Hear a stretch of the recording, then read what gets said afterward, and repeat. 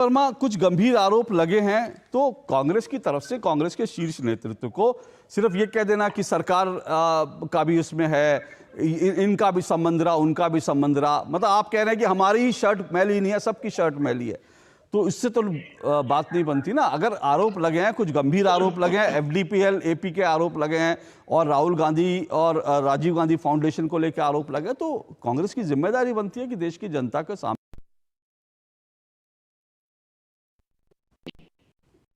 देखिए, सबसे पहले तो अशोक जी, जब आपका और तुहिन जी का चुनावी भाषण सुन के कंफर्म हो गया दोनों की भाषा का कि जो हिरेन जोशी बेचते हैं वही आप लोग पाठ्यक्रम को पढ़ते हैं, ये इसमें कोई डाउट नहीं है। आप उसे झूठ बोले या मने।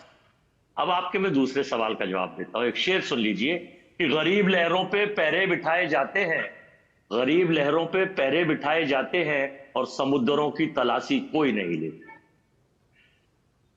कांग्रेस पार्टी अपोजिशन की पार्टी है, सरकार देश में नरेंद्र मोदी जी की है, फुल फ्लैश सरकार है, 56 इंच की सरकार है, विश्व गुरु की सरकार।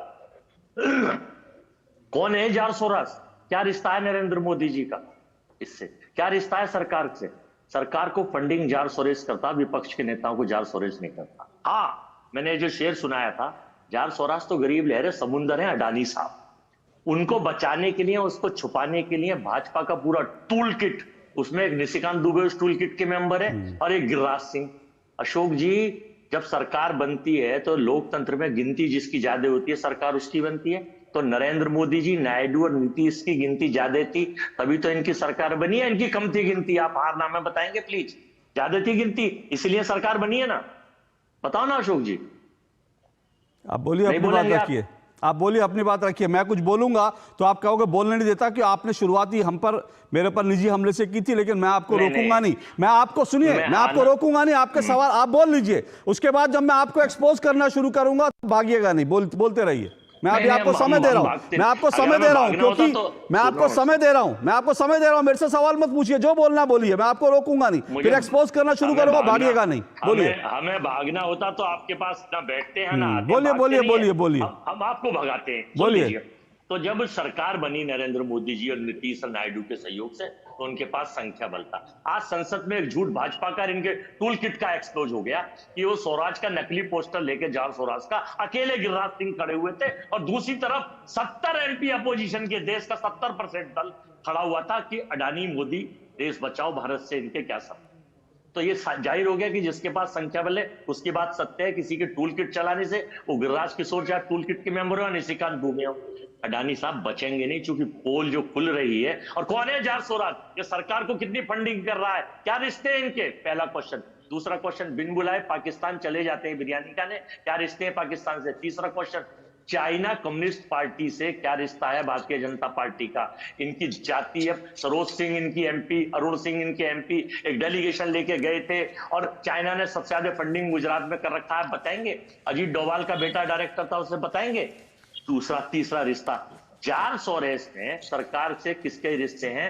अगर सरकार इतनी पावरफुल है, जब अमेरिका की सरकार इतनी पावरफुल है, उसने भारत के इतने प्रतिष्ठित व्यवसायी अडानी साहब को, जो मोदी जी के खास है, और देखिए एक फोटो भी दिखाऊंगा अभी आपको कि प्रधानमंत्री खड़े, अडानी साहब बैठे, मालिक और राजा का क्या रिश्ता है, उनको भी वारंट लेके और उनको अरेस्ट करने के लिए भेज दिया गया।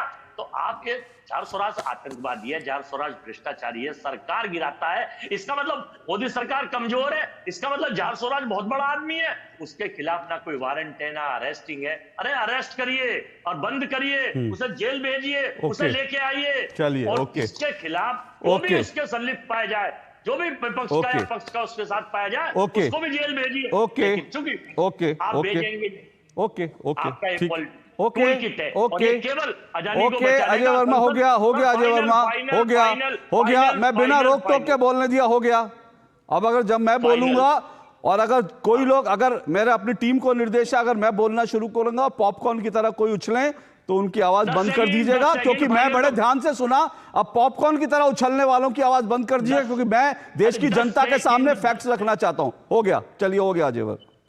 देखिए क्या है, मैंने सवाल सीधा सीधा पूछा था, वो पाकिस्तान चले गए और उन्होंने क्या कहा अजय वर्मा ने, कि जॉर्ज सोरस तो लहर है, अडानी समुंदर है, जॉर्ज सोरस लहर है।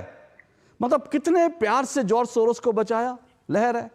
एक और बार बार कही जाती है, एक और बार कही जाती है, जॉर्ज सोरोस को गिरफ्तार कर लो, गिरफ्तार कर लो। अरे भाई, जॉर्ज सोरोस जो है वो कोई छुरी चौकी छुरी मार के नहीं निकला है, उसने बैंक नहीं लूटा है कि उसको जाओ और गिरफ्तार कर लो। वो क्रिमिनल उस तरह का नहीं है। देश में, दुनिया में एक आइडियोलॉजिकल वॉर चल रही है, दर्शक इस बात को समझें। मोहम्मद यूनुस जो है वो आइडियोलॉजिकल वॉर और जॉर्ज सोरोस जो अमेरिकी डीप स्टेट है उसके वो पिट्ठू हैं, और वो कोई चाकू छुरी मार के नहीं निकले थे। उनको नोबेल पुरस्कार दिया गया था, और जब वो बांग्लादेश पहुंचे, बांग्लादेश में उन्होंने टॉपल किया तो क्या किया, गुंडे बदमाशों को और स्टूडेंट के नाम पर जो है जिहादियों को आगे कर दिया, वहां की सरकार को टॉपल किया, और अब वहां खुद बैठ गए और बिना चुने हुए नेता, और अब वहां क्या हो रहा है, हिंदुओं का कत्लेआम हो रहा है रोज। ये आइडियोलॉजिकल वॉर है, इस बात को समझिए। और आइडियोलॉजिकल वॉर जो है ये किसके खिलाफ है, इस बात को भी समझिए। और मैं आपको बताता हूं, लोग आज कहते हैं, आज मैं आपकी आंखें खोलता हूं, सुनिए, अजय वर्मा और बाकी सब लोगों की। लोग आज कहते हैं ना, लोग आज कहते हैं कि जॉर्ज सोरोस आज इस देश में जो है सरकार गिराने की कोशिश कर रहा है। हां, क्योंकि उसको सरकार गिरानी है। लेकिन जॉर्ज सोरोस, जब भारत के अंदर जॉर्ज सोरोस के इशारों पर चलने वाली सरकार थी, तब जॉर्ज सोरोस क्या कर रहा था यह भी जान लीजिए, यह आपको पता होना चाहिए। तब जॉर्ज सोरोस क्या करता था जब भारत में यूपीए की सरकार थी। आपको कुछ तथ्य मैं जल्दी से बता देता हूं।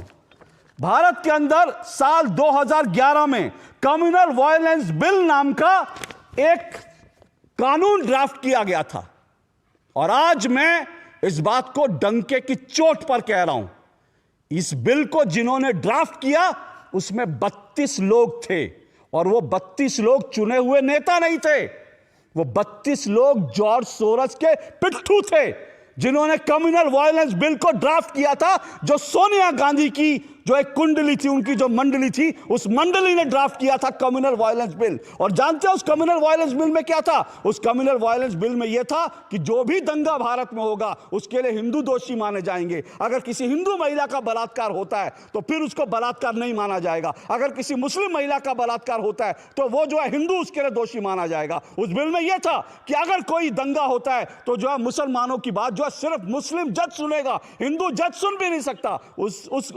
उस प्रस्तावित कानून में यह था कि अगर दंगा होता है और अगर एक मुसलमान कह देता है कि फलाना हिंदू दोषी है तो उसके खिलाफ तुरंत एफआईआर होगी और उसको जेल में डाल दिया जाएगा, और उस हिंदू को साबित करना है कि वो निर्दोष था।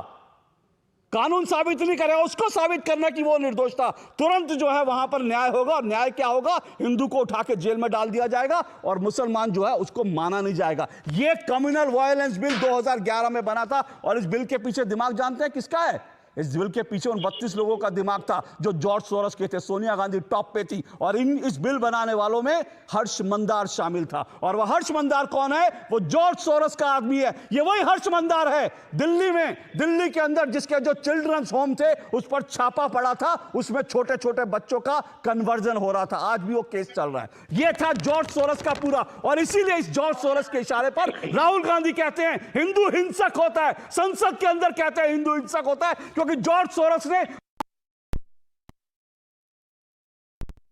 को हर दंगे का जिम्मेदार ठहराने की उसने पटकथा लिख दी थी, जिस पर दस्तखत सोनिया गांधी के थे, जिस पर दस्तखत डॉक्टर मनमोहन सिंह के थे। और सुनना चाहते हैं डॉक्टर मनमोहन सिंह के दस्तखत क्यों थे? मेरे हाथ में एक तस्वीर है, ये डॉक्टर मनमोहन सिंह की बेटी की तस्वीर है, और ये ओपन सोसाइटी के मैंने उसकी ओपन सोसाइटी के जो उसका जो वेबसाइट है वहां से है। डॉक्टर मनमोहन सिंह की बेटी ओपन सोसाइटी के पेरोल पर थी। समझिए, अगर हिंदू अब भी नहीं समझना चाहता, अगर इस देश में लोगों की अब भी आंखें नहीं खुली हैं, तो फिर इस देश का जो होगा वो आप लोग। मनमोहन सिंह की बेटी सोनिया गांधी, राहुल गांधी हिंदुओं को हिंसक ठहराने की, हिंदुओं को दंगाई ठहराने की जो साजिश 2011 से रच रहे थे भारत के खिलाफ, भारत के हिंदुओं के खिलाफ, वो साजिश क्या थी? किसने रची थी साजिश?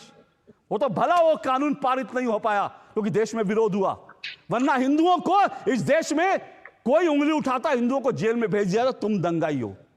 ये जॉर्ज सोरोस के इशारे पर क्या क्या हो रहा था, ये तब से हो रहा था। और कश्मीर को लेकर मैं बता चुका हूं, सियाचिन पाकिस्तान को सौंपने की तैयारी थी। क्या इसके बाद भी कुछ बचता है? मैं फिर कह रहा हूं, हो सकता है निशिकांत दुबे के आरोप जो हैं उनमें कुछ पेच हो, उनमें कुछ गलत बात हो, लेकिन एक बार तो आप कहिए, एक बार तो कहिए आरोप गलत है। क्या ये वेबसाइट गलत है? कि वेबसाइट से जो तस्वीरें आई क्या गलत है? सोनिया गांधी की तस्वीर लगी, इसको लेकर कांग्रेस ने अभी तक इस पर कोई वो नहीं किया। एक बार सोनिया गांधी कहते हैं मेरा इस संस्था से कोई लेना देना नहीं है, उसके बाद बीजेपी को हम सवाल पूछेंगे कि किया जाता, तो सवाल तो उठेंगे ना। प्रेम कुमार जी, ये पूरी डिबेट जो है, ये पूरा जो मामला है, आप इसको कैसे देखते हैं? क्या ये रचा गया, गढ़ा